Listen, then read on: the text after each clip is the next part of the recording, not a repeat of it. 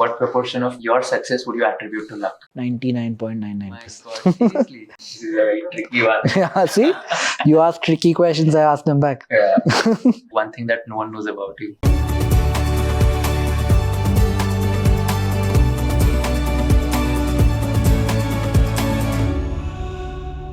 Hi everyone, welcome to Konversation with Kushal once again. Today we have with us the co-founder of India's largest discount broking firm, Zerodha, and the co-founder of an alternative investment fund, True Beacon. Let's introduce our guest through some witty rhymes. So I've made this rhyme specifically for you, and this is on a lighter note. जितना मेरा घर का rent होगा उतना होगा इनके घर का इलेक्ट्रिसिटी बिल. इनके मेरे से 1.5 गुना फॉलोअर्स हैं इंस्टाग्राम पे बिना बनाए एक भी रील. बहुत सारे लड़के और ट्रेडर्स के इन्होंने जीते हैं दिल. Ladies and gentlemen, let's welcome Mr. Kamath Nikhil. Thank you so much, Nikhil, and it's an absolute honor to have you on the show today. Thank you, Kushal. Thanks. So let's begin with your entire story as well. So I think the two most important days in a person's life are when a person is born, and the next important day is like when that person realizes why he was born. So just wanted to understand, when was the second most important day of your life? Still hasn't happened yet. I hope it happens at some point. But no, hasn't happened yet. Do you have this for yourself? Do you know the day you realized why you were born? I think for me, it was mostly when I tried to get into the creator economy, to be honest. That was the day when I was like, let me try to make an impact in this particular space. But the turning point was actually when I thought my interest is towards something else and not towards the core thing which I was heading towards. So I might call that like was the turning point. But apart from that, I don't think there has been any as of now. Yeah. So, yeah. I mean, you're 13 years younger than I, and you seem closer to that day than I am. So kudos. I think better job from you than me. Like, you have invested in a lot of startups. I come from a venture capital background. Like, I've been into a VC where I used to look at the fintech and edtech side of it. You've also co-founded True Beacon, which is a hedge fund. And recently you've launched your PMS, Portfolio Management Services company. And congratulations for that as well. And you're the co-founder of Zerodha. I just want to understand, how are you able to give justice to all these big ventures which have scaled after a point of time? And how do you manage your time so effectively? Well, I don't think I'm doing justice to any one of these things. Beyond a point, most people become redundant. I would like to think once they were very relevant to. And I find that to be the case with me. And for all the companies that you mentioned, I feel they work perfectly, if not better, without me than for having me in it. So with time, I've kind of like progressed out of having an active role in all of the companies you mentioned. Got it. So how would a typical day in your life currently look like? I wake up at 7 in the morning. I start looking at the markets at about 8. Markets keep me busy up until 3:30, 4. A lot of investing, research, stuff like that. Beyond that, I do some meetings up until 7, 8 in the evening. Then I try to go to the gym at maybe 8:30 or 9. And that's the day. And if it's a weekend, I meet my friends and, like chill and do stuff like that. And since you also spoke about like startups, VCs, PMS, etc. So want to understand your view as well now, since you've been in this space. Of course, you've bootstrapped your business completely from scratch. You've ran Zerodha and started off in 2010. You have scaled it to an amazing level, and you've just done it without any external funding. But today, an aspiring entrepreneur like me who wants to start up his own venture, there's even if I want to start something, if it's a tech business, I would need to hire a tech person who will help me with that. I'll need to go for fundraising, etc. So what are your thoughts on, let's say, what is that piece of advice which you would like to give for an aspiring young entrepreneur who wants to start up his own venture, but doesn't have the clarity in terms of how should he go ahead in his life? Well, one good thing to do probably would be to not hire people and pay them a lot of money, but maybe sell people in on the idea that you have and make them your partners versus the employer-employee relationship. And on a budget, if you really want to bootstrap, that might be the best way to go about it.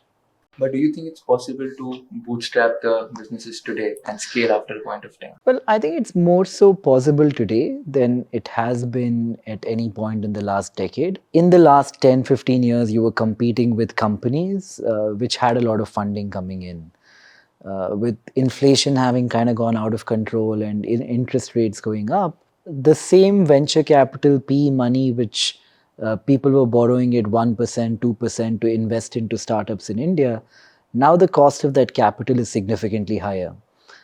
So you will probably not be competing with too many startups in whatever ecosystem you begin in, where they are throwing a lot of money or they are spending a lot of money to acquire client. So it creates a far more level playing field, and I think it's probably better to bootstrap now versus at any point in the last decade or two. Got it. Makes sense. And since you mentioned about the cost of capital, which is an interesting piece, and you would also have come across a lot of articles which have mentioned that there's like a huge liquidity in the market in terms of VCs have like raised a lot of amount of money in order to invest. But what I've read or heard is that there are not that type of quality assets as compared to the funds which are being raised. By that what I mean is that, for example, like Speed raised $650 million in their recent fund.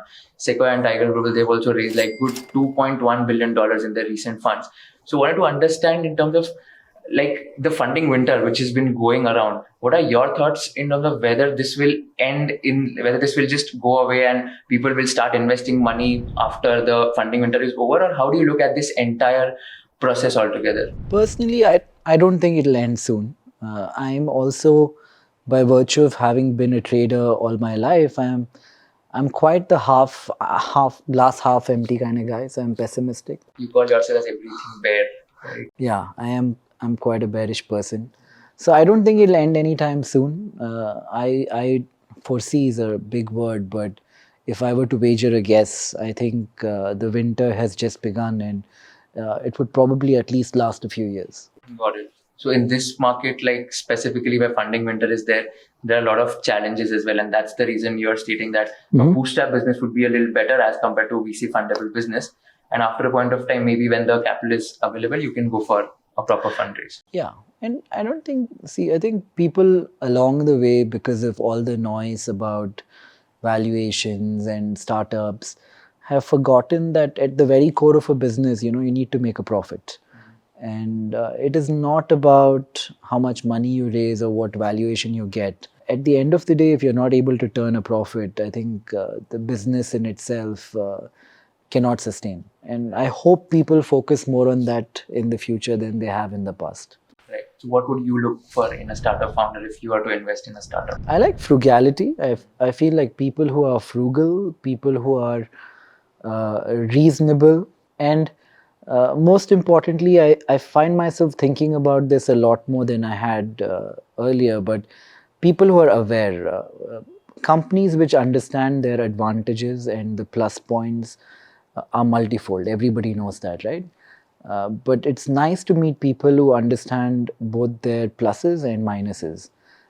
Companies too, for that matter. And off late, I find companies, whenever I'm pitch something, where they not only talk about what can go right, but when they also consider what can go wrong and are very reasonable with that equation, I find that intriguing. Got it. And so are you like a person who would bet on the founder and then the product? Yeah, generally, yeah. It makes sense. And like I've also read in a recent article where you've started an amazing initiative, YIPP. Right. So like it's a pledge which you have decided to donate 25% of your wealth, right? So just wanted to understand in terms of how did this thought process come to your mind, and if you can just let the audience know what exactly is YIPP and what are your plans in terms of how you want to expand this, or what are some projects which are going to come under this initiative. YIPP is essentially a bunch of friends of mine, all of who have gotten lucky by virtue of having started a company at the right time, in the right place. And everybody kind of wanted to contribute in one way or another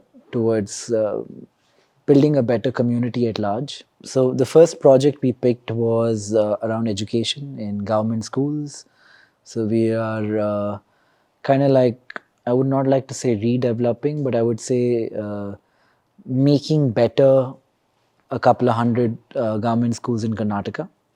And the next project we're doing is around malnutrition. We've been very lucky so far that we've met with the Bill and Melinda Gates people, and they are matching whatever money we raise. So say, for example, the budget of the first project is 100 crores, and amongst us, if we raise 50, Bill and Melinda Gates come in and put 50. So we're reaching reasonable scale with YIPP, and it'll be very interesting to see what happens with it. Some of the guys have kind of like come on board, all friends first, and then we started to do this together. I don't know if you guys know Sujit from Udan, and Ankit from Cult. Prashant is Axel. Then there is Abhijit, and there are like a bunch of us, like maybe like about 10 of us, and we're quite interested to see what we can do with it. How did this idea come to you? Very organically, I feel like we were all sitting and chatting, and we thought we should do something together. Often, people give money to an NGO, which has a management fee, and it is run as a corporation. So we thought, let's create a entity of our own where we don't collect money from anybody, but we use it as a funnel to support interesting projects. And because we did it amongst ourselves, there is no management fee. None of us kind of like charges for the time we put in. Whatever resources we require, one of us sponsors, like, if you need a manager for a certain project and stuff like that. So I think it's very efficient giving. And hopefully it inspires more people to want to be a part of this network where, when you think about giving, when you think about doing a project, a charity project, figuring out which one to do is also a hard task. Here you have a group of people who are putting their own money on the line, and they're saying there's no hierarchy, everybody's the same once you're in this group. So we hope it encourages more young people to join. And up until now, this has been the domain of the 60 plus crowd, right? And we are getting the 30-year-olds and the 40-year-olds to be a part of it. So it's a very interesting group, and I think because by virtue of them being younger, they look at the problem from a different lens. Right. And this, like, like just adding on to what you said, it's like giving back to the society. I don't think you can express what you feel because it just can be felt. And just like a small example, of course, not as big as this, but I stay from Nasik. I'm from Nasik, and my mom has started an initiative of funding the needy ones who are not able to get education in Nasik. So that's an initiative which she has started, and it's my dream also. When I read stories like this, it really inspires me as a person to scale those initiatives to outside Nasik, maybe outside India as well. And that is a thing which, like giving back to the society, it adds like a lot of value. It gives a lot of comfort and happiness, which I don't think can be expressed but can only be felt. Totally agree with you. I feel like at the very core, nobody is truly altruistic. Even when you are doing something charitable, it might be to massage your own conscience in a way. But I think it's important that one admits that that is required as well. And to do it in the most efficient manner with like-minded people makes the entire process a bit more fun, and I think it makes the society at large a better place to live in, because then people kind of like reciprocate and this grows. Yeah, so intriguing project. We'll see what happens in the future, but right now it's around education and malnutrition. Lovely. Brilliant initiative, and all the best to you. I'm sure this is going to impact a lot of lives in India as well. And you mentioned an interesting point that you mentioned. You have started this with some of people who have got lucky, who started something at the right time at the right place. I want to focus and maybe just delve down deeper into this point. You really believe in luck, and do you think that people who've gotten successful have always been lucky? That is the reason why they've got successful. When people say never meet your mentors, I feel that is so true. I grew up looking up on all these extraordinary people. They are extraordinary in their own rights, but wanting to be like them, wanting to kind of like reciprocate one of their qualities, people who have done very well financially. As you kind of grow and you kind of interact with these people, the more time you spend with who you perceived as your mentor, you start to pick flaws, and you realize how humane the other person is. And we're all a combination of things we have done well and things we have not done well. We all goof up, we all screw up. Everybody is more similar than we kind of give credit to. I don't think people are born different. I feel circumstances make people different. If, for example, you were not born in Bangalore and you didn't have all these events that occurred, and you didn't meet the right people who also wanted to start the company and work with you and stuff like that, today would not have happened. And you have to be cognizant to the fact that I don't think it's far-fetched for me to say this, but there are definitely probably a million people who are smarter, more hardworking than me, than any of the other people we spoke about. But the people who got lucky because of circumstance, and for that reason, I say luck. So this is not, some humble charade or whatever, but I think logically, when you think about it, it plays the most significant part in anything. Right. So just like a rough percentage which comes to your mind, what proportion of your success would you attribute to luck? 99.99%. God, seriously? Well, I think just to extrapolate a little bit, I would say that is true for most people who we perceive as successful. Like I said, I don't think people are innately very different. One might be very good at school and be able to kind of regurgitate information that they've read off a book, but uh, intellectually, like from the raw ability people have, like I'm not talking about, if you're playing basketball, if you're 7 feet tall, you do have an advantage. I'm not talking from that lens, but for the vast majority, I think people are similar, and luck plays a serious part in everybody's life. Right. Makes sense. As of now, what would be your biggest fears in your life? What are you scared of? So many things. I don't know if I were to rank them by virtue of priority to me. I feel like health has become a big fear. I've seen a lot of people abruptly fall ill in my close vicinity, my family and stuff like that, and it kind of makes you think, what is the point of so many other things that you do in life if you can't have that? I think cognition of your own mortality in a certain way. Uh, I mean, you're 23 now, right? You have a long way to go, but I'm not very old either. I'm 36. Let's assume an average Indian lives up until 70, 72. So that pretty much means I'm halfway in my life. So whatever I might have accumulated or whatever I might have spent my time, it could be accumulation in terms of knowledge, relationships, friendships, all of that. I know everything is finite and there is a finish line where it ends. And I want to constantly tell myself to remember that there is a finish line. So I live my life in a freer manner without worrying about, what who thinks and other people's perceptions of me. I think that is a driving factor and a fear both for me. Those would be top two.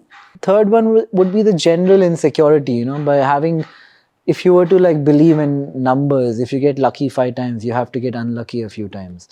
And hopefully those few times are a fair distance away, but eventually they'll happen, and I need to have the dignity to accept them well and be okay with it. Just like delving a little bit on the creator economy. We've read a lot of news articles. You've invested in a lot of creator economy startups. One of them being Confluence as well. Just wanted to understand your outlook, or maybe how bullish you're on this space in terms of specifically the influencer marketing industry going ahead. So today it's a $200 million industry in India, and that is the TAM in India of the creator, like the influencer marketing industry. And brands have now allocated their budget to influencer marketing versus performance marketing as well. And to all the founders whom I've spoken to, be honest, when they want to reduce their CAC, they are saying they are preferring influencer marketing because of the loyal audience which they have after a point of time. That is an asset in itself. So, what would be your thoughts in terms of the entire influencer marketing industry and the creator economy outlook in India, maybe 5 to 10 years down the line? I'm very optimistic, hence, I have invested in a bunch of companies in this space. I feel like the opportunity is ripe to take advantage of the mistakes that prevalent influencers have made, be it the cricketers or the actors and stuff like that. I think by virtue of overselling themselves and spreading themselves too thin by endorsing pretty much anybody who gave you money, they have become disenfranchised in the minds of, the public at large in India, the consumers. So new age influencers, just like yourself, you have more of a back and forth interaction with your audience, and you're more in tune with what they want. So I think the opportunity is immense. I just hope influencers do not go the actors and cricketers way, and they don't start selling and preaching what they do not use or do not believe in, because then that delta between the two, which is there today, will kind of go away.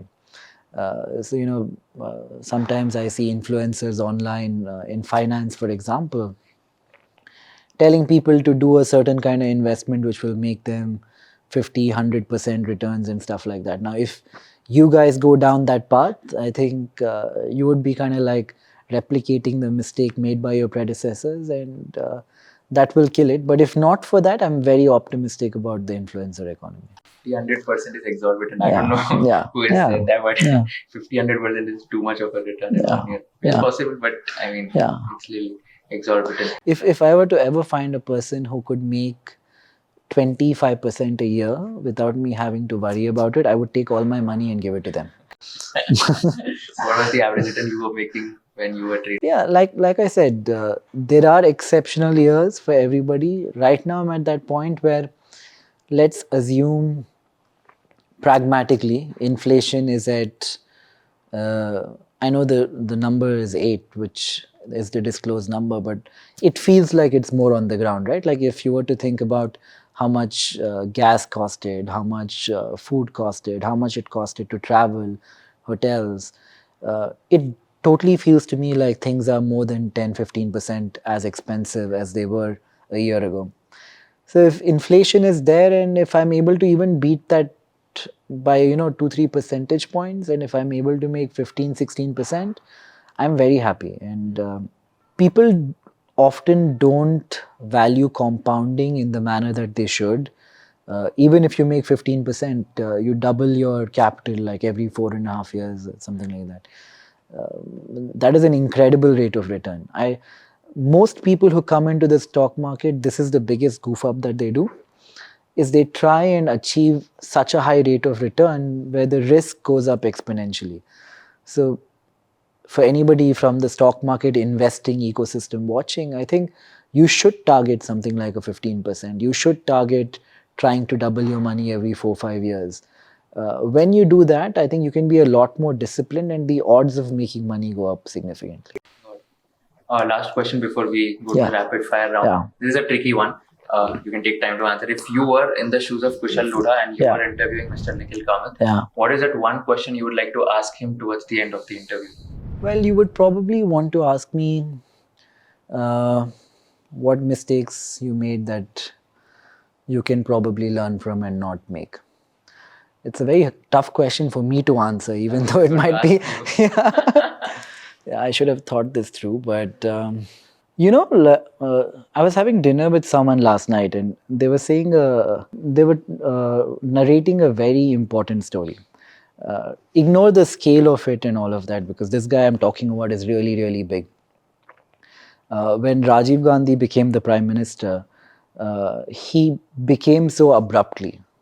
And this person I was having dinner with used to work in the government and was one of his ministers, and he was just talking about how the situation was back then. But the one thing he said is, whenever anybody gets power, people goof up, right? Like the day, if tomorrow you were to be made the president of a city or a nation or whatever, you will goof up. Most people have the privilege and the luck that they're able to scale up in that journey, and their mistakes are forgotten along the way.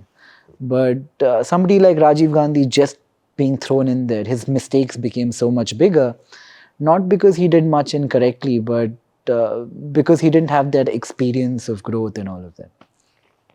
So if I were to give you one piece of advice, it would be like, probably better to grow slowly than have that big peak in life and then start comparing everything to that, because that way you can really relish and cherish your growth, because everything is relative, right? Like tomorrow you might become 5 times as big as you are, or 500 times, but you will immediately start comparing yourself to somebody else who's there.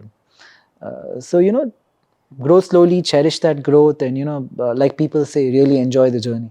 I think early success can sometimes be toxic because if people get early success, if it goes to their mind and brings ego issues and all, sometimes it can create jealousies or maybe destroy the relations. Like I have seen a lot of my friends, to be honest, who got early success. And Why don't you tell us about this? The influencers who got success. Who changed and how did they change? I mean, I can name them in front of the camera right now, but I have seen a lot of. Okay, don't take names, but tell us their characteristics, and we will try and guess. It out, right? the name. This is a very tricky one. Yeah, see, you ask tricky questions, I ask them back. Yeah. So let's start the rapid fire round. This is actually more tricky. You are not supposed to ask me questions here. So the rules are very simple. You have to be as spontaneous as possible, and you don't have to think before the answer. Sure. So the first one: if you had to start from zero today, and you had 1 year, to make $1 million, what would you do? Probably be an influencer. Oh, that's an interesting one. Your favorite finance content creator? Lex Friedman. I don't know if he's a content creator, more a podcaster, but I really like his stuff. Got it. If ever your autobiography is made, which actor would you like to play your character?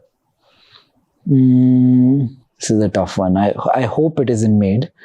But if it were, maybe who's both good and bad in equal measures, but thinks he's more good than bad.